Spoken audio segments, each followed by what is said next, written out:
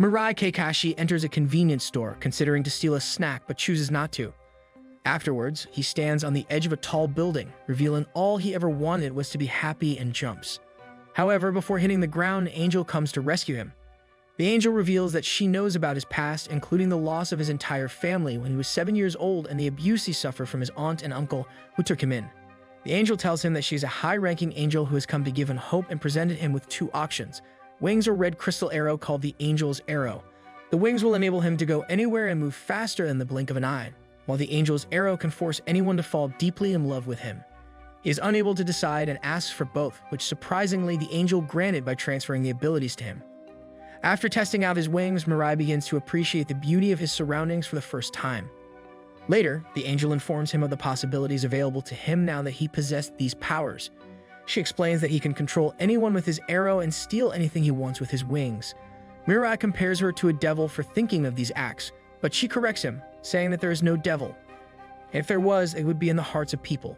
She uses Mirai's aunt and uncle as an example, revealing that they were the ones who killed his family and made it look like an accident. She suggests that he use his powers to find out for himself.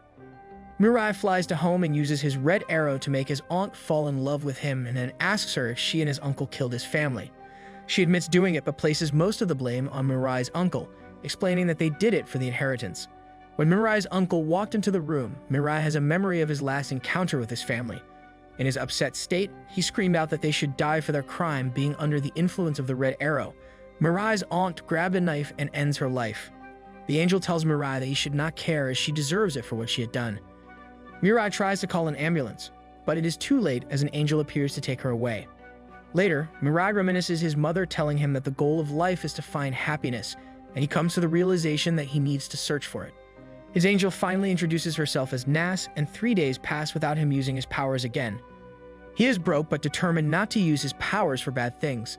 Nas reveals that making him happy is her only goal and suggests that he kill his uncle and his uncle's children for the fortune they received unfairly. Mirai is upset at how casually she speaks about murder, but she explains that there is another arrow he can use, the white arrow, which can kill anyone it touches instantly.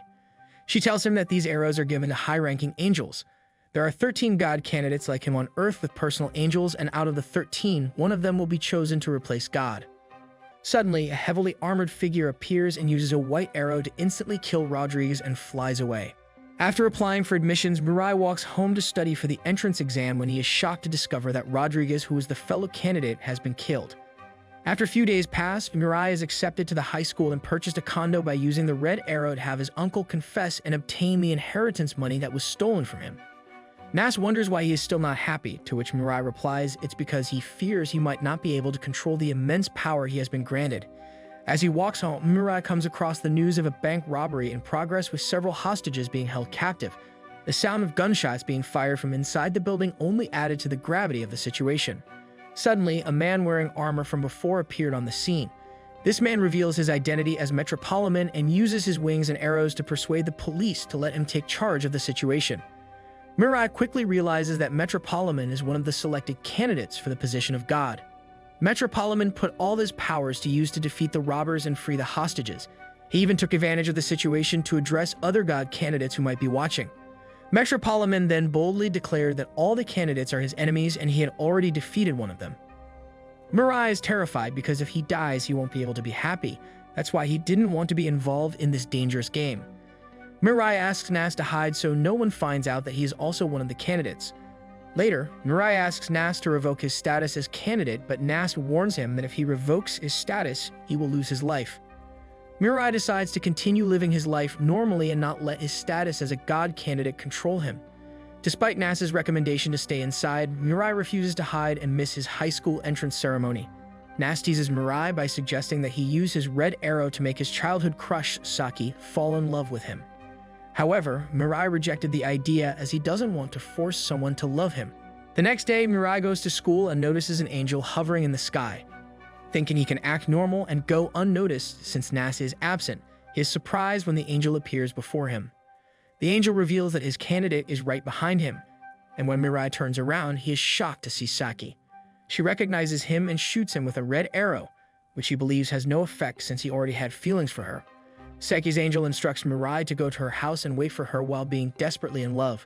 Mirai agrees and flies away. Later, Saki arrives at her house with her angel while Mirai is already waiting there, clearly influenced by the red arrow. Saki's angel asks Mirai questions about his angel's powers, revealing that Saki doesn't have wings and cannot dodge arrows. To protect her, the angel asks Mirai to act as her wings. They decide to practice flying together and connect their arm bands. While flying, Mirai senses that something is bothering Saki and asks her about it. She insists it's something she has to handle alone, but admits she's glad to talk with him again.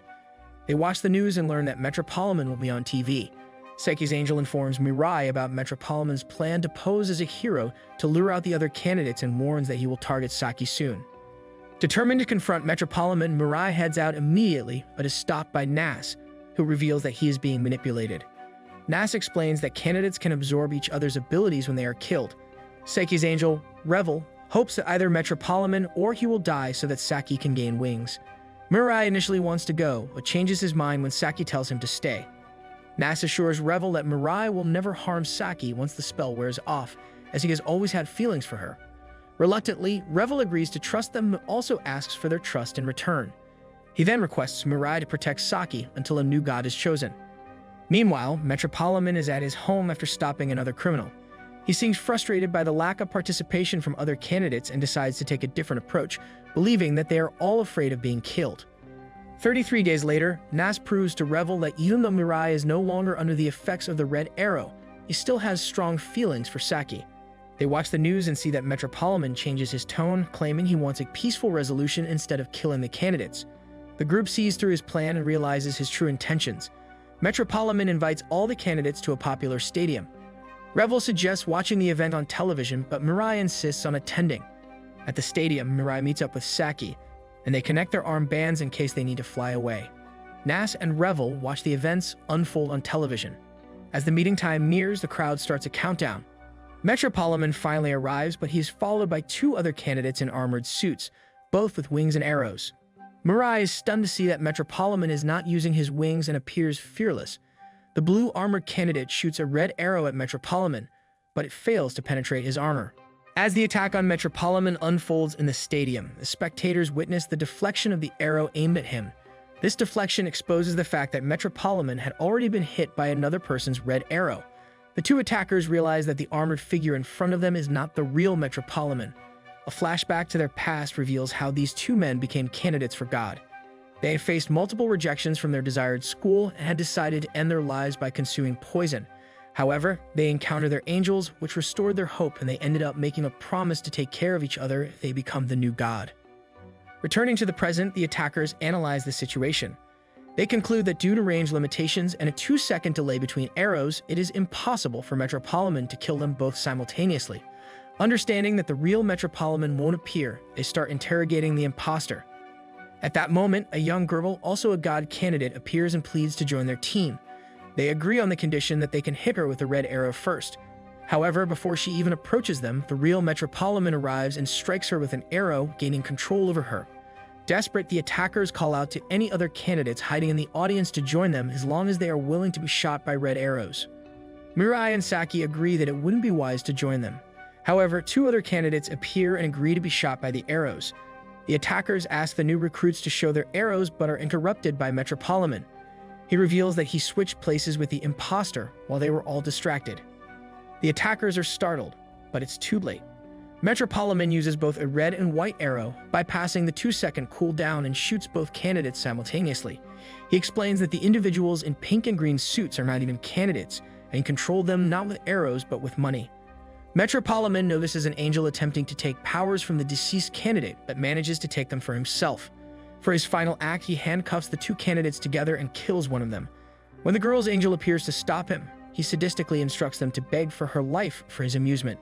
As the two candidates cry out for help, Mirai and Saki struggle to decide between their own safety and their desire to help the girl. Overwhelmed, Saki can no longer bear to witness the situation and screams for someone to make him stop. Mirai is determined to take action but is halted by Nas, who informs Metropoliman that his efforts to lure out candidates will be futile after killing the first one. Metropoliman agrees and immediately kills the girl. Metropoliman then wonders why Nas shows no reaction to the girl's death, to which she reveals that she only cares about her candidate and disregards other humans. As everyone leaves, Metropoliman collects the wings and arrows from those he has killed. Later, Nas and Revel try to console Mirai and Saki, assuring them that they are not at fault for what happened. They discuss how the police won't be able to stop Metropoliman and contemplate the possibility of resorting to killing him. Mirai struggles with this realization and remembers his father's teachings about being a good person and the wrongness of hating others. The group considers the idea of finding allies, and during their discussion, they hear someone speaking from outside the window. It is another candidate who wants to team up and requests them to shoot him to prove he is not being controlled. Nas dismisses the need for that test. The candidate reveals that he was a cancer patient on the verge of death with lost hope.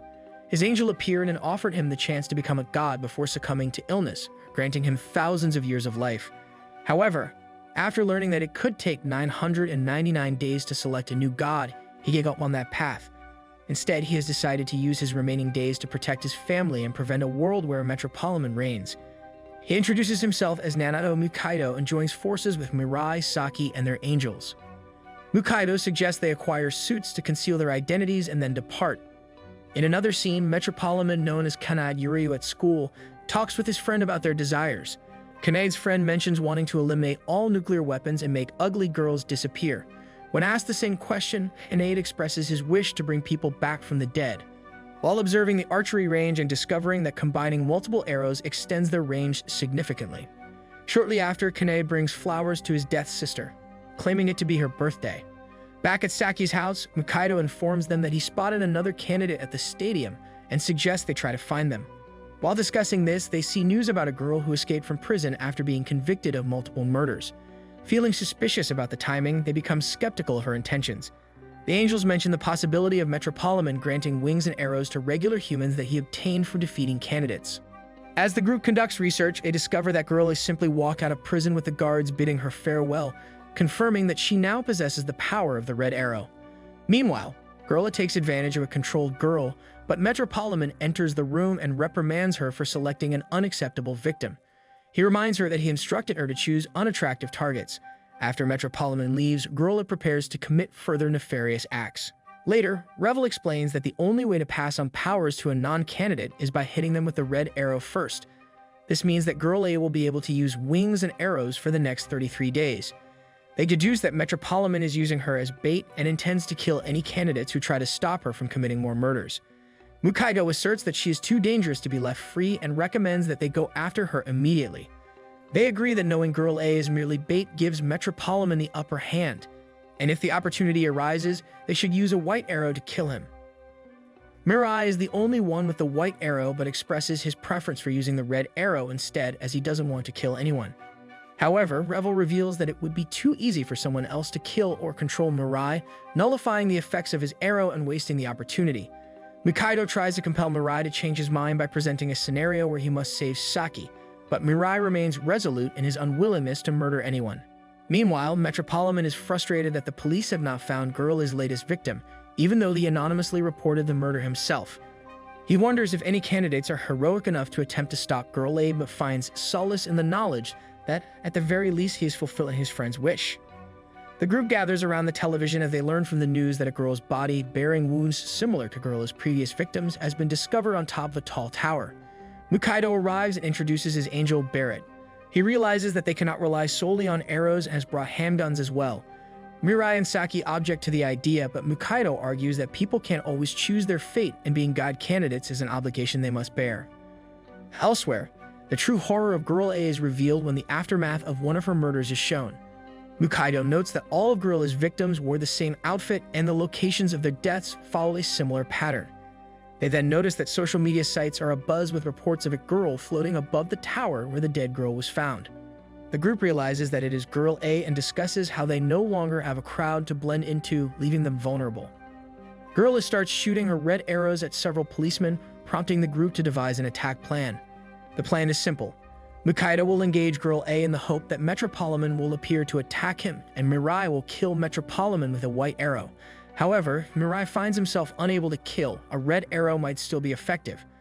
Finally, Mukaido opens his second bag, revealing suits for everyone to wear.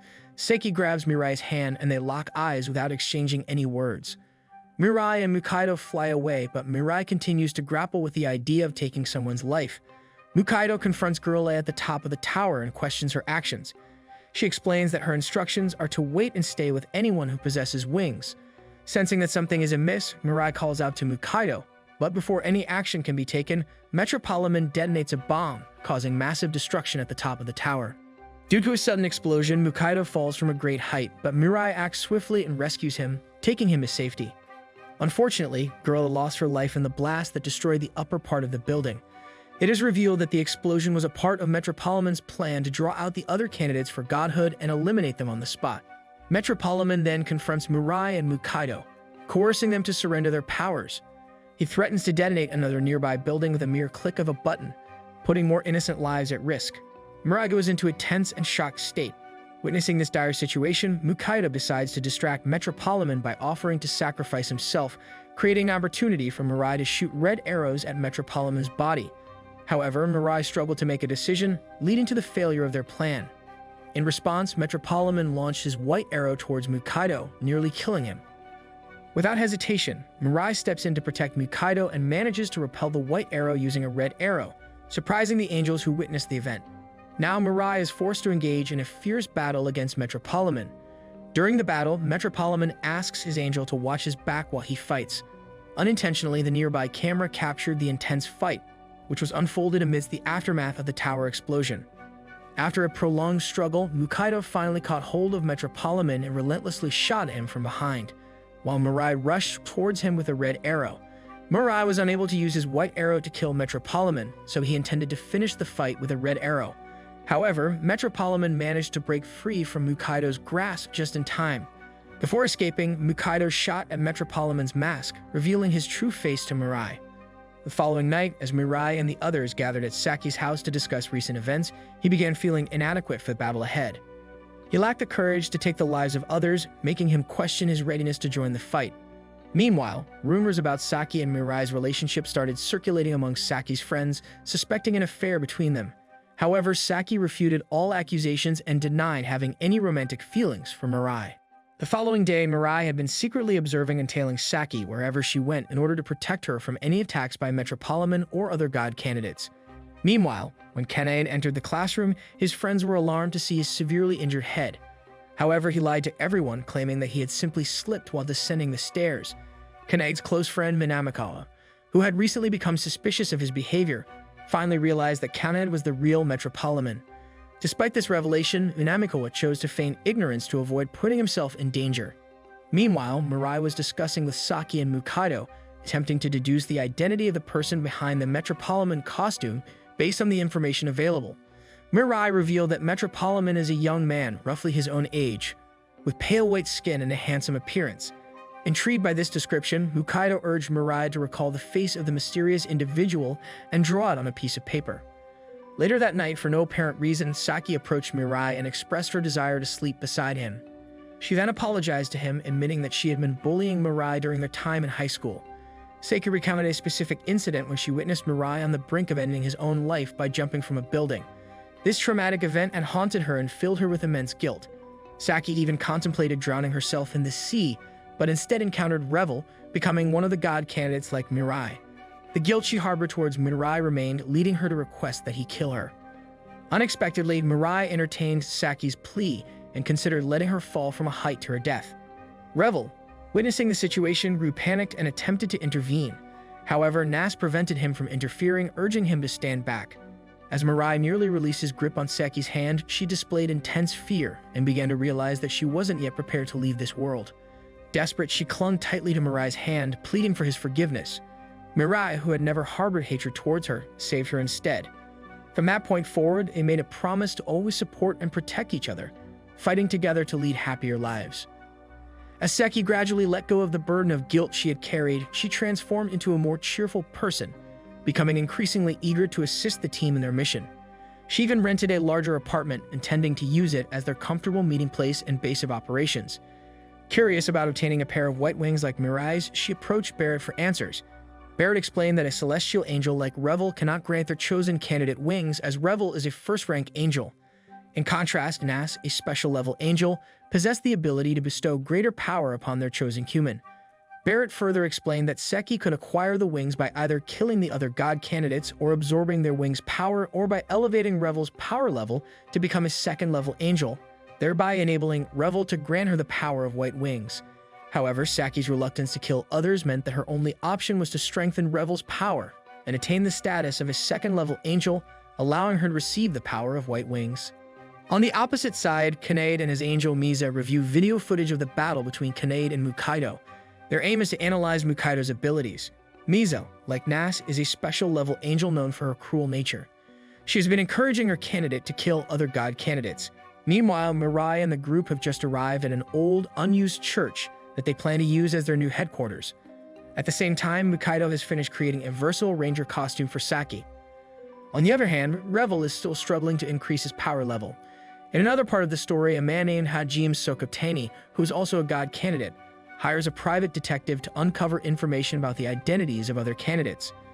Hajime was initially very poor and had an unattractive face, which led to him being mistreated by people throughout his life. His only family also passed away a few years ago. Faced with despair, Hajime decides to end his own life. However, just as he is about to do so, a male angel named Balta appears and promises him an easier life. In exchange, Hajime uses the power of the red arrow to make a girl fall in love with him who agrees to date him. But as he is about to kiss the girl, he accidentally catches a glimpse of his own reflection and becomes extremely insecure about his appearance. In order to gain more admiration from others, Hajime undergoes plastic surgery to make himself more handsome. Upon discovering that Kanade is also a god candidate, Hajime becomes obsessed with him and chooses to collaborate. Kanade manipulates Hajime into luring Mukaido and the other god candidates, using him as a pawn. The next day, Hajime follows Kanade's orders and kidnaps Mukaido's family members, imprisoning them in an amusement park building. Kanade contacts Mukaido, revealing the location where his family is held captive, thus leading Mukaido into the prepared trap. Mukaido and Mirai promptly rush to the location, accompanied by Nas. Revel is working hard and striving to enhance his powers to grant Saki a pair of white wings. Mirai and Mukaido reach an amusement park where Mukaido rushes into a greenhouse, believing his wife and daughter are trapped inside. However, it turns out to be a trap set by Kanade and Hajime, who lock Mukaido inside. Kanade and Hajime then launch simultaneous attacks on him, but Mirai manages to evade the assault and enters the greenhouse to aid Mukaido in rescuing his family. In their attempt to escape the building carrying their loved ones, Mirai and Mukaido face repeated failures. Kanade orders Hajime to guard the greenhouse and monitors their situation from his computer at home. As Hajime watches over them, he is taken aback by Mukaido's willingness to sacrifice himself for his family, a stark contrast to his own experience of lacking love from his own family. With time passing, Mirai and Mukaido gradually exhaust their powers while pushing themselves to their limits. Meanwhile, Saki grows anxious as Mirai fails to return home and begins crying. Miraculously, her tears evoke an emotional response from Revel, causing him to ascend to the level of a second-level angel. As a result, Revel bestows upon Saki the power of white wings, which she employs to save Mirai and Mukaido. Upon arriving at their destination, Nas and Barrett, who had been concealing themselves, emerged to assist in the rescue mission. They join forces to shoot arrows at Hajime in an attempt to control him. Saki, utilizing her newfound powers, successfully captivates Hajime's allegiance and persuades him to defect, aiding her in the fight against Kanade. At first, Hajime tries to resist Saki's red arrow with his admiration for Metropoliman, but surprisingly, Hajime succumbs to her charm when Saki appears and acts all cute, resulting in Hajime in becoming loyal to her cause. Hajime harbored profound feelings of love for Saki, and his devotion to her led him to aid her in infiltrating the heavily fortified greenhouse. Utilizing his sword skills, he relentlessly struck the structure until it succumbed to the pressure, resulting in visible cracks forming on its surface. In the meantime, Kanade, who had become aware of the situation, hurriedly made his way to the scene with the intention of launching an assault on Saki. However, Hajime, having aligned himself with Saki, bravely shielded her from Kanade's attack. Simultaneously, Mukaido and Mirai, seizing the opportunity created by the fissures caused by Hajime's sword, successfully made their escape from the confines of the greenhouse. Following this, Saki swiftly proceeded to ensure the safety of Mukaido's wife and daughter, escorting them to the secure haven of their hidden base. Subsequently, she resolved to pursue Mirai and Mukaido in their confrontation against Kanade. Just before embarking on this final clash, Revel advises Saki, Mirai, and Mukaido to exchange their red arrows as a means of preventing capture by enemy forces. However, as fate would have it, a group of Kanade's men emerged at the location, prompting Kanade to order Hajime to eliminate the remaining adversaries. To Kanade's astonishment, Hajime triumphantly defeated the heavily armored combatants he faced. At that moment, he encountered a formidable but insane woman named Fuyuko Kohinana, armed with a weapon capable of releasing a lethal virus. Fuyuko intended to detonate a virus-laden bomb into the atmosphere with the catastrophic aim of exterminating all humans through viral contamination. Capitalizing on the chaotic circumstances, Kanade sought to manipulate Fuyuko, inciting her to dispose of Mirai and his companions. With a clear understanding that countless lives are at stake, Mirai swiftly flies towards Fuyuko, determined to halt her and safeguard the populace from the imminent virus threat. Upon reaching Fuyuko's presence, she triggered a radioactive bomb, allowing the virus to disperse into the air. However, Mirai, displaying remarkable swiftness, managed to deactivate the bomb in the nick of time using his white arrow. Prepared to confront Fuyuko, he readied himself for an assault. Yet plagued by apprehension over harming others, Mirai hesitated momentarily, granting Fuyuko an opening to launch the virus weapon towards him. Observing the peril that Mirai faced, Saki instinctively positioned herself as a shield, intending to shield him from harm. However, Hajime, consumed by an intense love for Saki, could not bear to witness her sacrifice, opting to offer himself in her place. Tragically, as Hajime's body intercepted the attack, one of Fuyuko's poisonous weapons struck him, resulting in a gruesome dissolution and his subsequent demise. As Hajime departed from the mortal realm, his angelic counterpart Balta bestowed Saki with his wings and the power of the red arrows. Before ascending to heaven, they entrusted Hajime's soul to eternal rest. Meanwhile, Mukaido, drained of his remaining strength, abruptly succumbed to the progression of his debilitating ailment, losing consciousness. Left with no choice, Mirai found himself compelled to face Kanade single-handedly. In a surprising turn, Mirai assured Kanade that he had no intentions of resorting to lethal force with his white arrows. Instead, he planned to subdue Kanade using the red arrows and deliver him into the custody of the authorities. Amused by Mirai's words, Kanade erupted in laughter, taunting him for his naivety and perceived lack of resolve to take another's life. This exchange ignited an intense and fierce one-on-one duel between Mirai and Kanade. If you like what you saw, consider subscribing to the channel and stay tuned for more quality uploads.